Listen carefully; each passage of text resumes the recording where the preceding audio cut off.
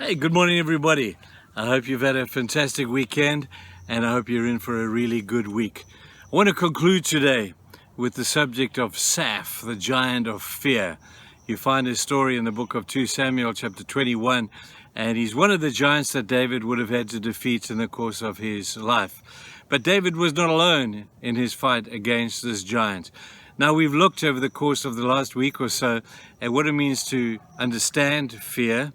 We understand where it comes from, and also how to overcome this thing called fear. But I'm so pleased to tell you I've saved the best till last. You see, in the story, an interesting man came on board here. His name was Hezekiah, and he was a friend of David. He was a co-giant killer of David, and he stepped up to the fore and he took this giant down. It very simply says, this giant Saph stood before David, and Hezekiah came and he killed him. Now, from David's point of view, aren't you grateful for this guy called Hezekiah? I've got to tell you, I'm grateful for some of the people who've come alongside me and done what I could not do, maybe because of ill health, maybe because of lack of strength, maybe because of lack of insight. Hezekiah came along and he saved the day. I'm grateful for people like that in my life. I'm sure you're grateful for them in yours. But here's the deal. There is someone greater who walks with you into the battle against these giants, who stands, as it were, in your corner and says, when you need me, you just call me. It's almost like the tag team wrestling thing. When you're exhausted and you're tired, you look to your corner and you see, hey man, who's in my corner? And you find that there is a great man, a great person of valor, somebody who stands with you in the midst of your time of need, somebody who's there beside you at that particular time. It's wonderful that God sends those people into our lives to do just that. But I want to tell you too, that God himself says, I'm your man. I'm in your corner. When you're up against it, when you're up against the odds and you're thinking you're just about to go down, look into the corner of your life and you'll see that standing there is God himself. And he's saying, just touch my hand, reach out to me as a tag team fighter would, and I will step in and I will fight this fight on your behalf. Now we look into this and we see that there's a beautiful story here. We see how there's a story in the book of 2 Kings, chapter 18. A great guy by the name of King Hezekiah was his name. And Hezekiah was basically a good king, and he restored worship to Israel, did a good job at that.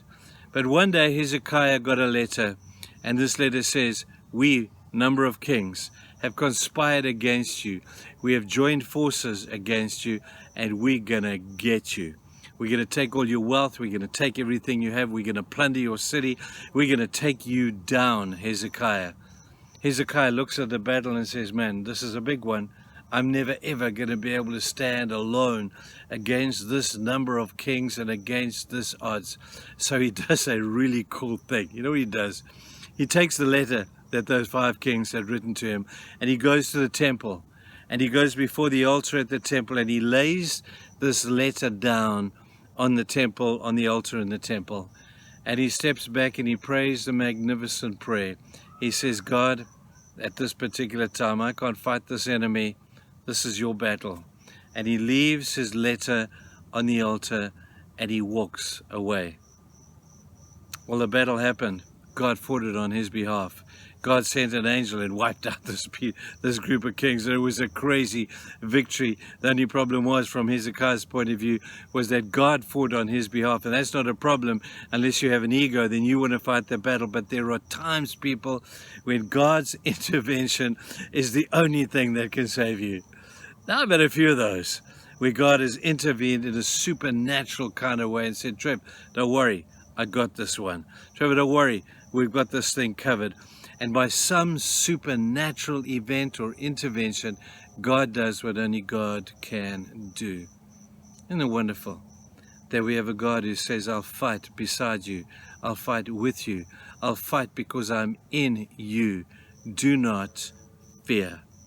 The command of God to you today is if you're standing against odds, maybe they're health odds, maybe they're relational odds, maybe they're financial odds, maybe they're spiritual odds, and you're looking at the giant as he stands before you today, and you're saying, man, he's too big for me. I'll never fight him. Well, do what Hezekiah did and take the letter that giant would probably write to you and lay it on the altar and say, God, this is your fight. This is your fight. And let's watch what God will do. He has promised that he will stand with you. He has promised that he will stand with you. And there are times when he says, you relax, I've got this. So no matter what it may be today, people, as we finish this little giant series on fear, we've got some more giants still to come. But as we deal with the issue of fear, won't you realize who's fighting with you? He's fighting on your behalf. He is the Almighty God, the Jehovah, the God who is Jehovah Sabaoth. He's the warrior God, and there is no one in this universe that can stand against him. That's why I love that verse in Romans 8 that says, nothing can separate you from the love of God. Neither height, nor depth, nor past, nor future, nor principalities, nor power, nor anything can be able to stand against God because of his incredible love for you and his incredible commitment to be with you.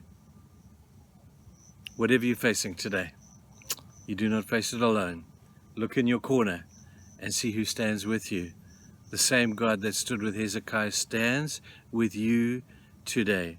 Just reach out to him and say, God, this is your fight. And stand back and watch what God will do on your behalf. I hope that's going to be your experience today and in the days to come. Have a great day. And let's trample all over this giant called fear. Do not fear, people. Have a great day. Bye.